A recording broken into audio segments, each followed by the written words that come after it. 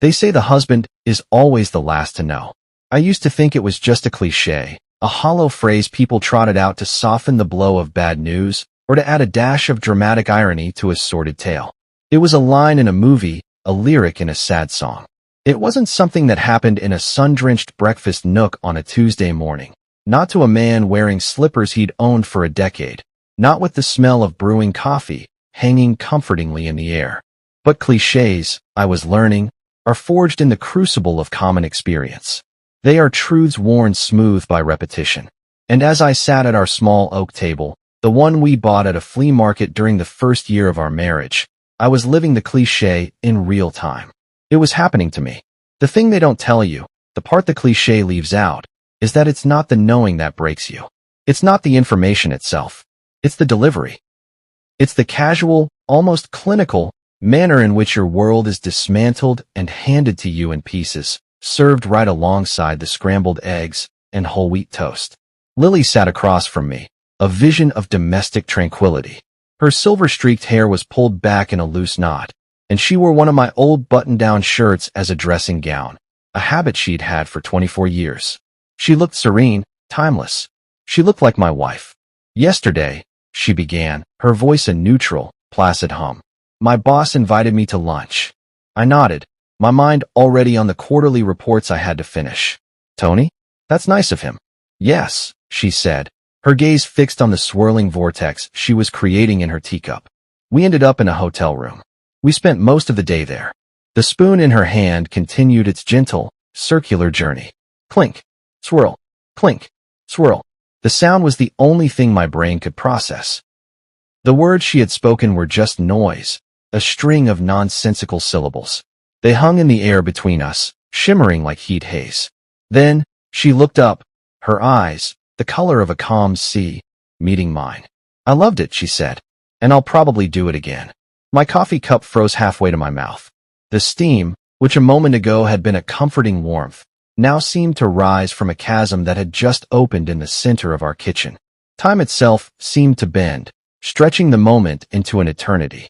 I was watching a scene, not participating in it. The man with the coffee cup was someone else, a character in a play whose script I had not been given. Did I hear her right? Surely not. This had to be a joke. A strange, cruel, morning-induced hallucination. Lily was a creature of routine and quiet decency. She organized charity bake sales. She remembered our neighbors' birthdays. She didn't spend afternoons in hotel rooms with her boss. But her expression held no hint of humor. There was no mischievous glint in her eye, no precursor to a punchline. She just sat there, completely composed, her posture perfect, like a woman discussing a change in the weather forecast. The storm clouds weren't in the sky. They were in me. A sudden, violent squall of confusion, disbelief, and a terrifying, rising rage. The placid surface of my morning had been shattered. What? The word was a crack in the silence, a pathetic, broken sound that betrayed the tremor in my own voice. My hand was shaking. I set the cup down on its saucer with a clatter that sounded like a gunshot in the quiet room. She looked at me then, really looked at me, as if finally registering the bomb she had detonated. Or perhaps she was just curious, a scientist observing the results of an experiment. I thought you should know, she said simply. Her tone was the most brutal part. It was the tone of a person performing a difficult but necessary duty. As if her transparency was an act of virtue, a testament to her unimpeachable honesty. As if she were the saint in this scenario. My mind, which had stalled, now lurched into a frantic, chaotic race. I couldn't decide which emotion to land on. Should I scream? Should I weep? Should I laugh at the sheer, breathtaking absurdity of it all? All I could do was stare at her, at the woman I had shared a bed with the night before, the woman who held the archive of my life in her memory, and wonder how we had gotten here. How had the person I knew better than myself become a stranger in the space of a single sentence? Why? I managed, my voice sharper this time, honed by a nascent fury. Why would you tell me this? Why would you even do this? Lily set her spoon down with a soft, final click. She folded her hands neatly on the table, a gesture of composure that felt like a deliberate act of aggression. I didn't plan it, Jack, she said. It just happened. And I told you because I wanted to be honest. You deserve that. Honest. The word shot from my mouth like a bullet. Honest. You call this honesty? Telling me you cheated on me, that you enjoyed it, that you'll probably do it again? And what am I supposed to do, Lily? Thank you for your integrity. Her calm facade finally cracked, just a little. I saw a flicker of something in her eyes. Guilt, perhaps, or fear. A hairline fracture in the marble statue. I didn't know how else to tell you, she admitted, her voice softening. I needed you to know. I laughed then. A bitter, humorless bark that startled even me. Needed me to know? Needed me to know what, exactly? That our marriage means so little to you? That I'm not enough?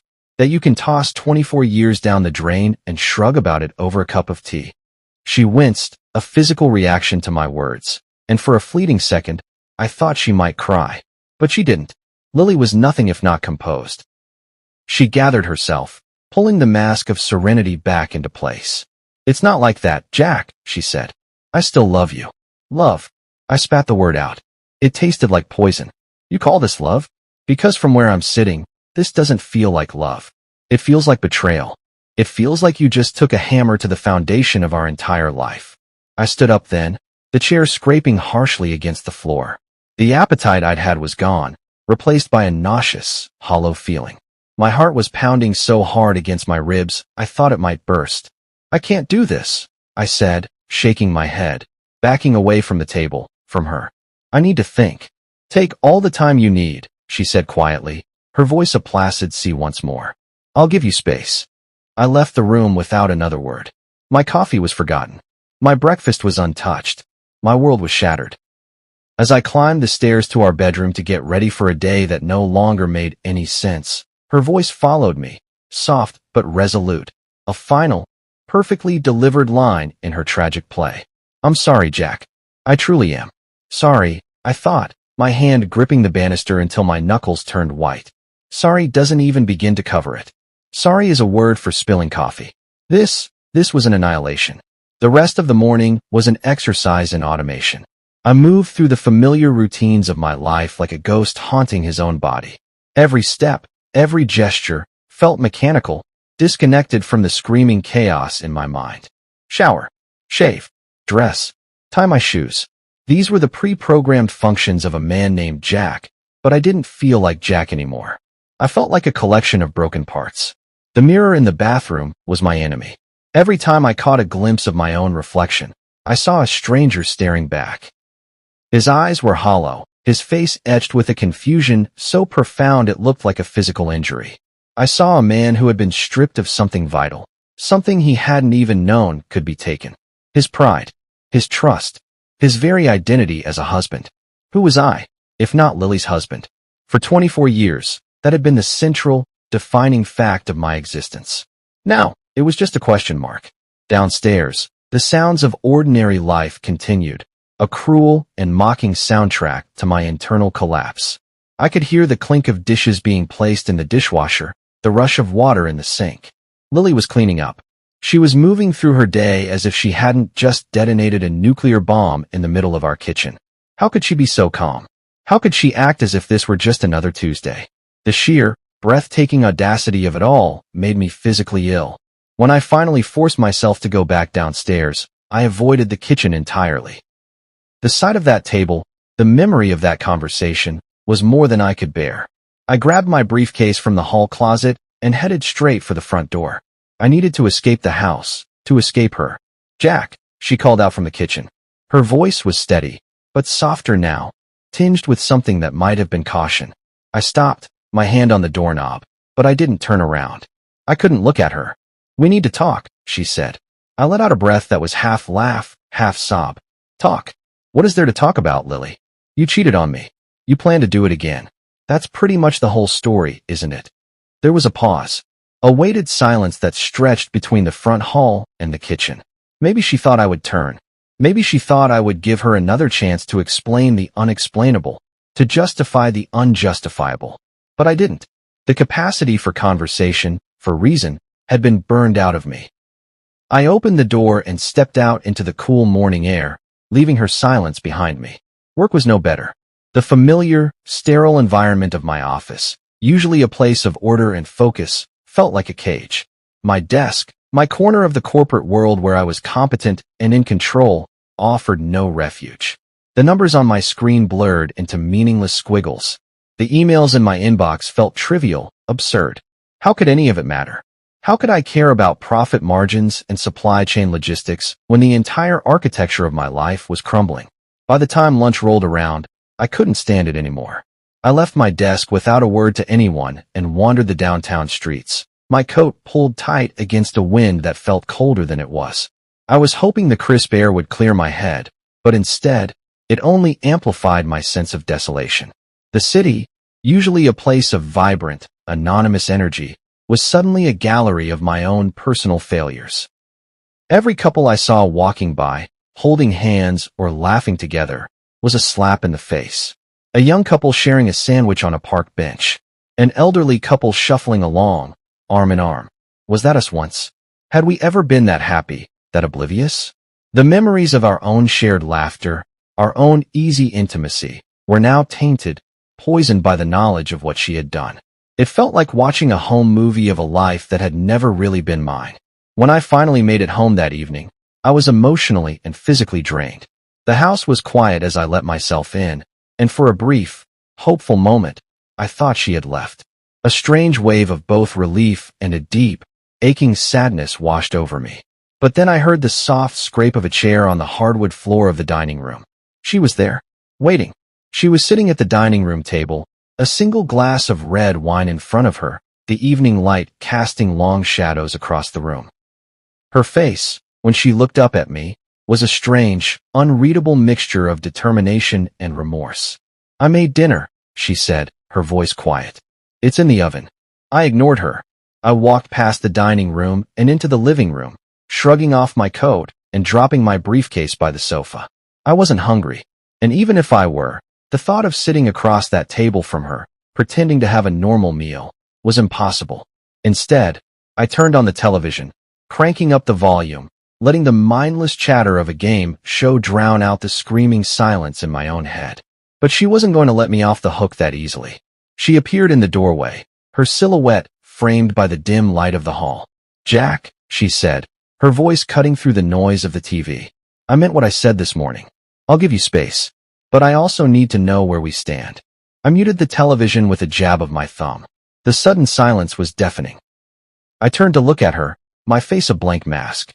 "Where we stand," I repeated, my voice flat and devoid of emotion. "We don't stand anywhere, Lily.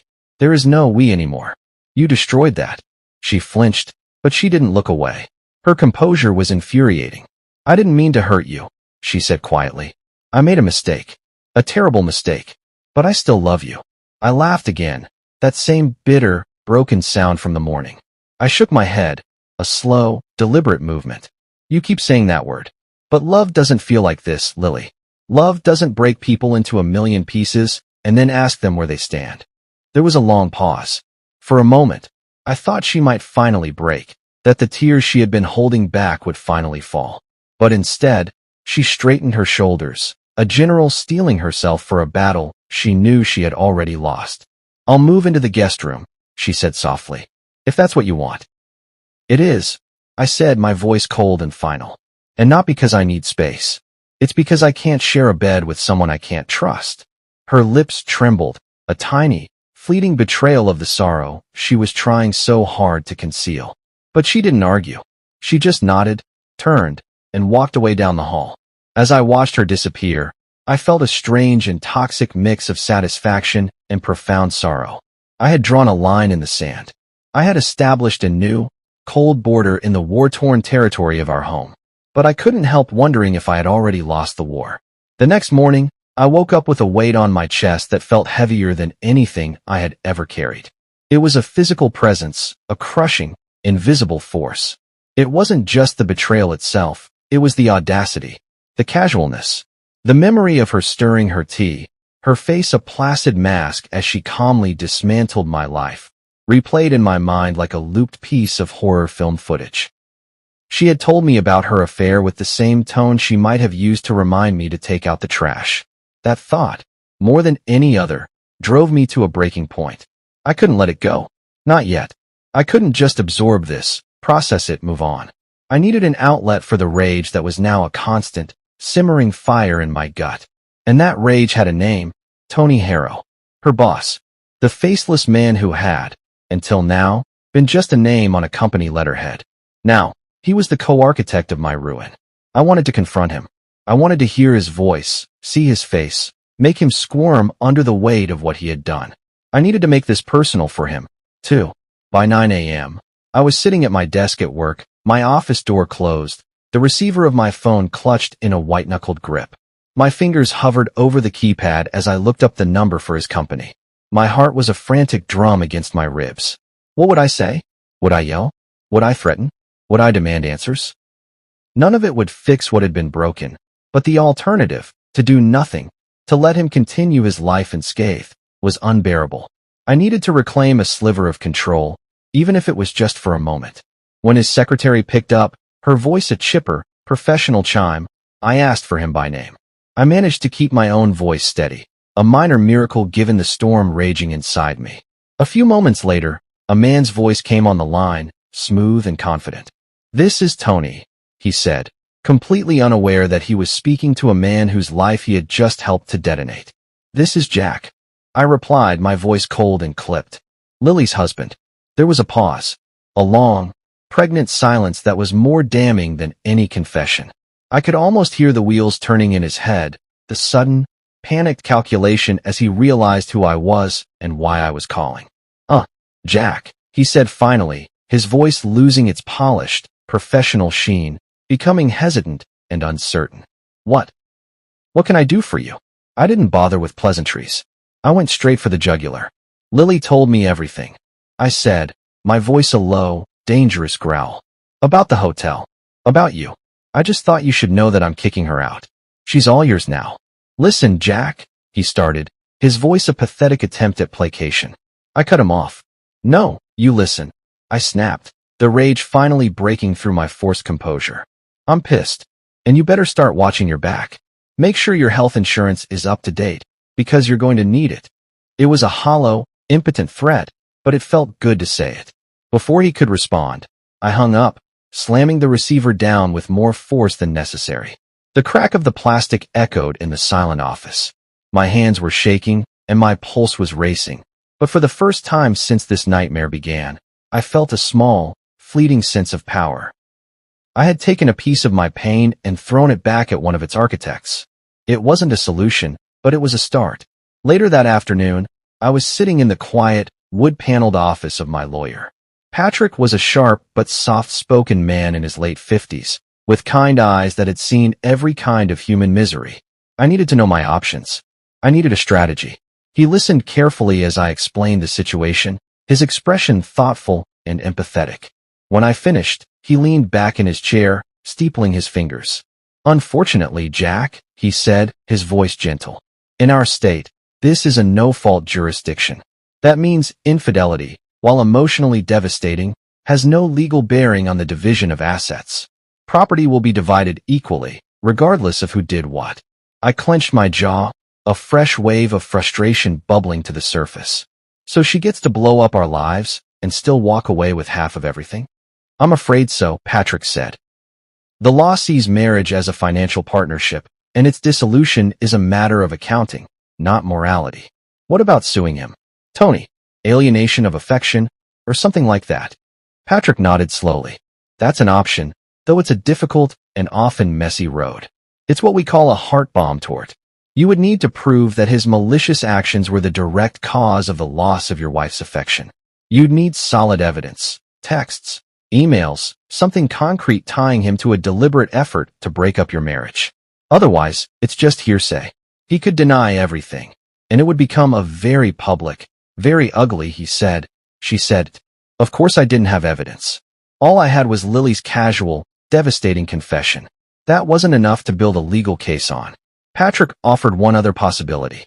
"We could investigate his company's policies. If they have a morality clause or a policy against relationships between a supervisor and a subordinate, we could use that as leverage. An anonymous tip to HR could make his life very difficult." But that felt wrong. Why should his employer take the fall for his and Lily's personal failings? My fight was with them, not with the corporation. In the end, I told Patrick to proceed with the divorce papers. and to file the alienation of affection lawsuit directly against Tony. I didn't care if it was a long shot. I didn't care if it got ugly. I wanted him to feel the consequences of his actions. I wanted him to have to hire a lawyer, to sit for depositions, to have his life scrutinized. Even if it was just a dent in his bank account and a stain on his reputation, it would be something. It would be a fight. When I got home that evening, the house was dark and silent. I found Lily in the living room, sitting on the sofa in the dark. She looked tired, her eyes red and swollen as if she'd been crying for hours. "You called him, didn't you?" she said, her voice trembling. "I did," I replied, my tone flat and even. "And I told him he could have you." Her face crumpled at that, a mask of pure, undiluted pain. But I felt no sympathy. I felt nothing but a cold, hard satisfaction. "Jack, please," she said, tears now streaming down her face. "Don't do this.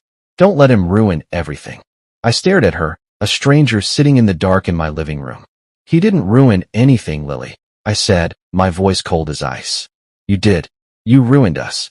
I left her sitting there, her broken sobs swallowed by the darkness of the room. I didn't look back.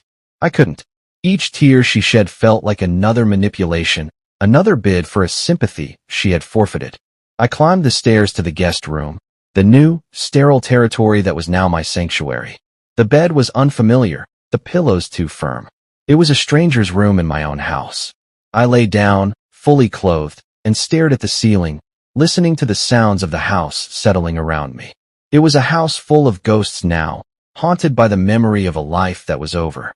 The battle lines had been drawn, the lawyers engaged. The quiet, comfortable world of Jack and Lily was gone, replaced by the cold, brutal calculus of Jack versus Lily and Tony. The fallout from Lily's betrayal rippled far beyond the walls of our now divided house. As much as I wanted to keep our crumbling marriage a private, dignified affair, I knew that wasn't realistic. A 24-year partnership doesn't just vanish into thin air. It leaves a vacuum, and vacuums are always filled with whispers, with speculation, with the pitying, curious glances of friends and family. I had to set the record straight. Our children, Sarah and Daniel, had to know the truth. This wasn't about revenge, not entirely. It wasn't about airing dirty laundry for the sake of humiliating Lily. It was about controlling the narrative. I needed everyone, especially our children, to understand one fundamental, unshakable fact. I wasn't the one who had destroyed this marriage. Telling Sarah was the hardest thing I'd done since the moment Lily had dropped her bombshell. Sarah was our firstborn, a perfect, terrifying fusion of Lily's sharp wit and my own stubborn pride. She lived 3 states away, a successful architect with a life of her own, but we were close. I called her that evening, pacing the length of the guest room like a caged animal. "Hey, Dad," she answered, her voice bright and cheerful, a sound from a different, happier universe. It was a knife to the chest. "What's up?" "Hi, sweetheart," I said, my own voice a strained imitation of normalcy. "Do you have a minute to talk? It's important." Her tone shifted instantly, the cheerfulness replaced by a sharp, focused concern. "What's wrong? Are you okay? Is Mom okay?" I sighed, running a hand through my hair. The simple question, "Is Mom okay?" was now impossibly complex. "We're fine. Physically. But things aren't okay between your mother and me." "What do you mean?" she asked, her voice laced with a growing anxiety. I paused, trying to find the right words, knowing that none of them would be right. "Your mother and I, we're getting a divorce." There was a profound silence on the other end of the line, a sudden void of sound. Then, a sharp, ragged intake of breath. "What? Why, Dad? You and Mom have been together forever." "I know," I said, the words heavy in my mouth. "I don't want to get into all the details right now, but I need you to know that it wasn't my decision. Let's just say, your mom made a mistake. A big one. And it's not something I can move past." "What kind of mistake?" she pressed. Sarah was never one to let things go. She was an architect. She needed to see the blueprint, to understand the structural failure. "A personal one," I said firmly, drawing a boundary. "That's all you need to know for now. I just wanted you to hear it from me." She was quiet for a long moment. When she finally spoke, her voice was small, bewildered. "I don't know what to say, Dad. You and Mom, you were always so solid. You were the one thing that always made sense. Sometimes things aren't what they seem, sweetheart. I replied, the cliché tasting like ash in my mouth. The conversation with Daniel, our youngest, was different, but no less painful. He was a recent college graduate, still buoyed by the carefree optimism of youth, still convinced that the world was a fundamentally stable place. When I told him, his first reaction was disbelief, as if I'd told him the sky was green. "Dad, come on," he said, a nervous laugh in his voice. "You're joking, right? You and Mom. That doesn't make any sense." 24 years, I said, the number now a measure of loss, not longevity. "But that doesn't matter anymore, son. Not after what she did." Like Sarah, he pushed for details, but I held my ground. I wasn't ready to unload the full, sordid story onto them. They didn't need the image of their mother in a hotel room with her boss. Not yet. For now, it was enough that they understood the marriage was over. It was enough that they heard my pain. Telling our extended families was a different kind of ordeal. Lily, to her credit, took the first step. She called her parents, then mine. I can only imagine those conversations, her voice choked with a shame she had so callously inflicted on me. She admitted, I later learned, that the divorce was her fault, a vague confession that was both true and a gross understatement. By the time I spoke with them, they were already tiptoeing around the subject, their voices laced with a pained, cautious sympathy. My mother, ever the peacemaker, called late one evening. "Jack," she began, her voice soft and full of sorrow. "Are you sure this is what you want?" "Yes, Mom," I said, my tone firmer than I intended. "It's not just what I want. It's what has to happen." "But can't you forgive her?" she asked gently. "People make mistakes, Jack. Marriage is a long road." "She didn't just make a mistake, Mom," I interrupted, my patience wearing thin. "A mistake is forgetting to pick up milk. This was a choice. A deliberate, selfish choice that destroyed everything we built together. I can't forgive that. I don't even know what forgiveness would look like. I just hate to see you throw away so many years," she murmured. "She's the one who threw them away, Mom," I said, my voice cold and final. "Not me."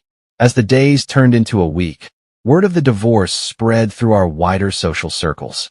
The phone calls and text messages started to pour in, expressions of shock, of sadness, of a deep, uncomfortable pity that was almost worse than silence. Beneath the condolences, I could sense the unspoken questions, the whispers that would inevitably follow. Asterisk, what really happened? Who was to blame? Asterisk. That's when I made a decision. If people were going to talk, they were going to talk about the truth. I wasn't going to let Lily's vague, self-serving narrative of making a mistake be the final word.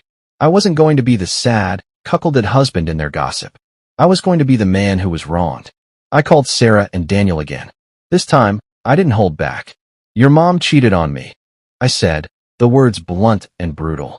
"With her boss. She admitted it to me, and she told me she'd probably do it again. That's why we're getting divorced." The silence on the other end of the line was absolute, a void of shock and horror. When Sarah finally spoke, her voice was shaking with a rage that mirrored my own. I don't even know what to say, Dad. How could she?" "You don't have to say anything," I replied, my voice softening. "I just wanted you to hear it from me. The whole truth, not from someone else." "Thanks for telling us, Dad," Daniel said quietly, his youthful optimism finally extinguished. "I'm so sorry. I can't believe she'd do that to you." By the end of the week, the truth was out. I had armed my children with it, knowing it would disseminate through the family grapevine. Lily and I had both played our parts in breaking the news, but I had made sure the final, indelible story was the correct one. It didn't make the pain any easier, but it brought a strange sense of clarity. The marriage was over. My reputation, at least, was not. What came next was anyone's guess, but I would face it on my own terms, not as a victim, but as a survivor. The offer to move to Seattle came out of the blue, a lifeline thrown into the wreckage of my life. Barney, my boss, was a gruff but decent man who valued results over office politics. He called me into his office one morning, his face grim, and I braced myself for a conversation about my plummeting productivity. Instead, he hit me with the news. O'Brien, the head of our Seattle branch, was retiring unexpectedly. They needed someone to take over, someone with experience, someone reliable. Someone like me. At first, the idea seemed absurd. Relocate? Now, in the middle of this emotional maelstrom? But the more I thought about it, the more it made a kind of desperate, brilliant sense. Seattle, a city where no one knew me. A city where every street corner didn't hold a memory of a life with Lily. It was a clean slate, a geographical cure. It was thousands of miles away from her, from the house full of ghosts, from the pitying looks of friends who didn't know what to say. It was an escape. I accepted the job before I even left his office. When I told Sarah about the move, her reaction was explosive, unadulterated joy. "Dad, that's amazing," she shrieked into the phone. "You'll be closer to me and Alan. You have to stay with us." Her excitement was a balm, a small patch of sunlight in my overcast world. "I was hoping you'd say that," I replied, a genuine smile touching my lips for the first time in weeks. "I'll need a place to stay for a while, just until I find my own apartment. Of course, Alan will be thrilled. We have plenty of room." Her warmth was infectious, but beneath it, I couldn't shake a nagging sense of guilt. I wasn't just moving for a promotion. I was running. I was abandoning the field of battle, leaving the scorched earth of my marriage behind. But if running meant I had a chance to rebuild, to start again, then maybe it wasn't cowardice. Maybe it was survival. The next few weeks were a frantic blur of packing, paperwork, and strained farewells. I spent my days at work, tying up loose ends, handing off projects. My evenings were spent in the house, sifting through the archaeological remains of a 24-year partnership. Every photo album, every souvenir from a long-forgotten vacation, every piece of furniture we had chosen together seemed to mock me with its happy, oblivious history. I decided to leave most of it behind. The house was already on the market, a sterile, staged version of the home we had built. I saw no point in dragging the past across the country with me. I packed the essentials, my clothes, a few boxes of books, my laptop. The rest, the furniture, the dishes, the ghost of our shared life, I left for Lily to deal with. It was her mess. She could clean it up. On my last night in town, my colleagues threw me a going-away party at a local dive bar. It was a low-key affair, filled with cheap beer, warm handshakes, and the easy camaraderie of the workplace. For a few hours, surrounded by people who knew me only as Jack from accounting, I almost felt normal again. I almost felt like the man I used to be. The drive to Seattle was long and profoundly lonely. 3 days on the road, with nothing but the endless ribbon of asphalt and the ghosts in my head for company. My mind kept drifting back to Lily, to the breakfast, to the look on her face when I told her it was over. Was I making the right choice? Was there something I could have done, something I could have said? No. I forced the thought from my mind. There was nothing left to save. Trust was the foundation, and ours had been pulverized. By the time I pulled into the driveway of Sarah and Alan's charming craftsman house in Seattle, I was exhausted, physically, mentally, emotionally. Sarah came running out to greet me, her smile wide and welcoming. "Dad," she exclaimed, throwing her arms around me in a fierce hug. "Welcome to Seattle." Her warmth was an anchor in the storm of my life. For the first time in weeks, I felt a flicker of something that wasn't anger or sorrow. It felt like hope. Living with Sarah and her husband, Alan, was an adjustment, but not an unpleasant one. Their home was cozy, filled with the kind of easy laughter and casual affection I had been missing for so long. Sarah, ever the protector, went out of her way to make me feel welcome. Alan, a quiet and thoughtful software engineer, treated me with a genuine, uncomplicated respect. He knew the broad strokes of what had happened, but he never pried, never offered pity. He just offered me a beer and talked about the Seahawks. It was exactly what I needed. It didn't take long, however, for Sarah to start playing matchmaker. "You should come out with us this weekend, Dad," she said one evening over dinner. "There's a great live music spot downtown called the Grotto. You'll love it." "Thanks, but I'm not really in the mood for crowds," I replied, the thought of social interaction feeling like a monumental effort. She gave me that knowing, stubborn look she'd inherited from me. "Dad, you can't hide in your room forever. It's just a night out. No pressure." Against my better judgment, I agreed. The Grotto was a trendy, dimly lit lounge, filled with a crowd that was younger, hipper, and far more carefree than I could ever hope to be again. I felt like an anthropologist studying a foreign tribe, but Sarah was determined to drag me out of my shell. She introduced me to a few of her friends, a whirlwind of names and faces.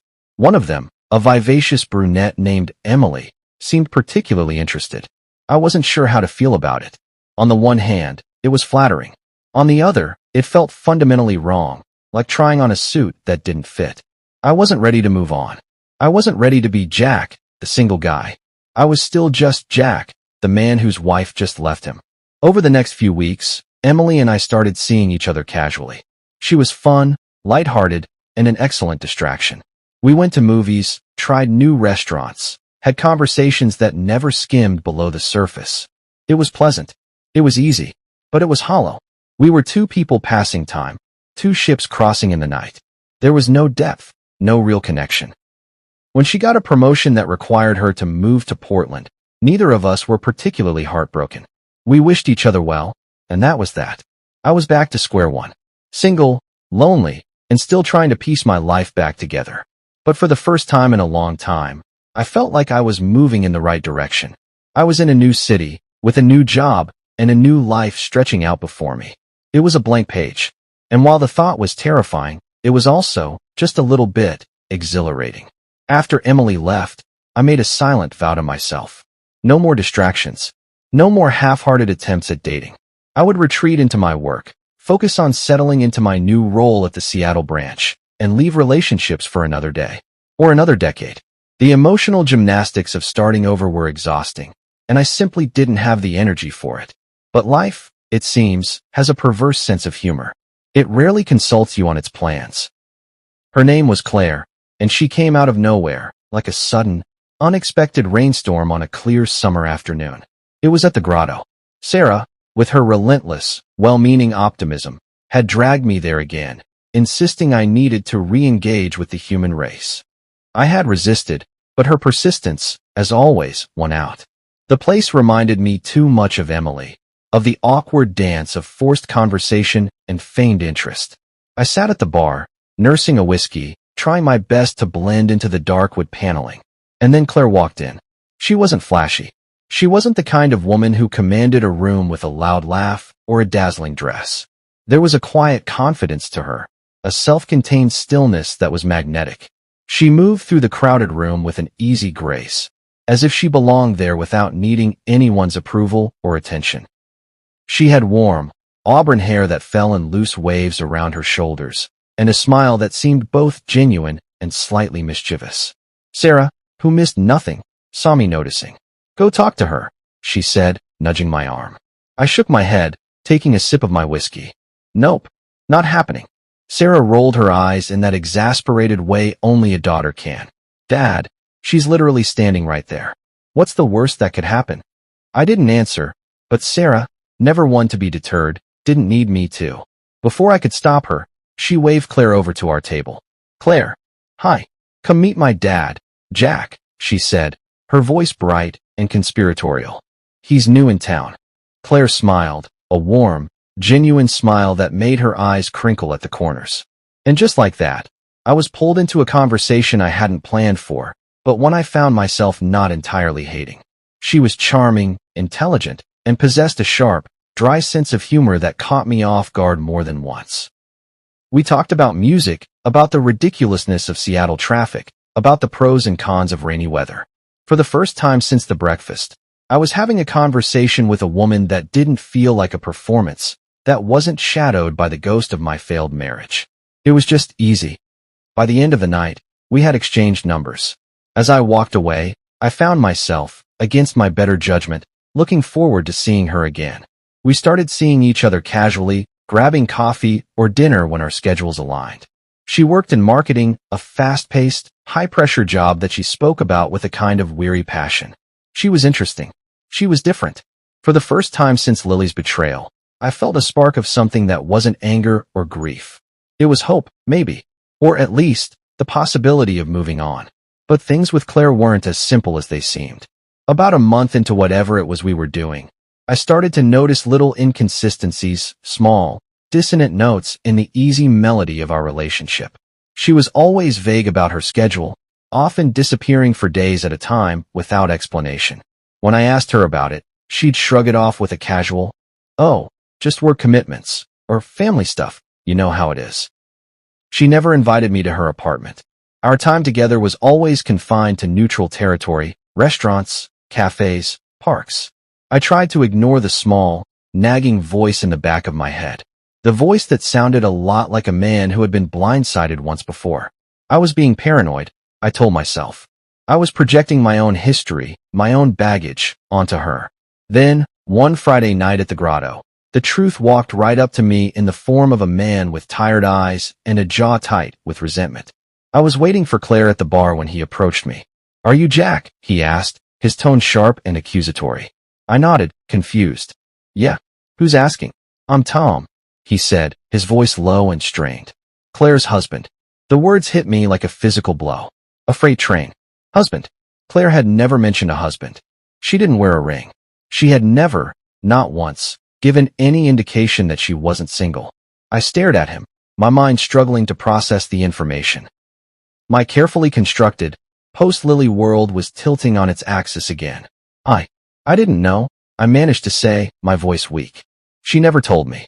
Tom looked at me for a long, appraising moment, then let out a sigh that seemed to carry the weight of years. "Yeah," he said, the anger in his eyes fading into a profound weariness. "She's good at that. Look, I don't want to fight you. I just figured you should know the truth. She's been doing this for years. Sneaking around, lying to me. I don't even know why I'm still with her, but I am." I didn't know what to say. What could I say? I had been blindsided again, caught in a lie I didn't even know I was a part of. The universe, it seemed, had a cruel and repetitive sense of humor. Later that night, when Claire finally arrived, breezy and smiling, I confronted her. She didn't deny it. In fact, she seemed almost indifferent, her composure as unshakable as Lily's had been on that final, terrible morning. "Yes, I'm married," she said with a casual shrug. "But it's complicated." "Complicated," I repeated, my voice rising with a familiar, sickening sense of disbelief. "You lied to me, Claire. You made me the other man, a part of this mess, without even giving me a choice." "I didn't lie," she said calmly, her eyes cool and steady. "I just didn't tell you." "That's the same thing," I snapped. "And it's not just about me. What about him? What about Tom? Does he deserve this?" She sighed, as if I were the one being unreasonable, as if my sudden adherence to basic human decency was an inconvenience to her. "Tom and I are not happy. He knows that. We've been living separate lives for years. I don't see why that should stop me from finding my own happiness." Her words, her cold, self-serving logic, made my blood boil. "So your happiness is all that matters? To hell with the people you hurt along the way." Claire crossed her arms, her expression hardening into a mask of defiance. "If you're going to judge me, Jack, then maybe this isn't going to work." "You're damn right it's not going to work," I said, my voice shaking with a mixture of anger and a deep, foolish sense of shame. "I want nothing to do with this." I left her standing there at the bar and walked out of the grotto, out into the cool Seattle night. How had I not seen the signs? How had I let myself get dragged into the wreckage of another person's marriage? The fallout from Claire's deception lingered longer than I wanted it to. I wasn't angry at her, not really. I was angry at myself. Angry for not asking the right questions, for letting myself believe that starting over could be simple.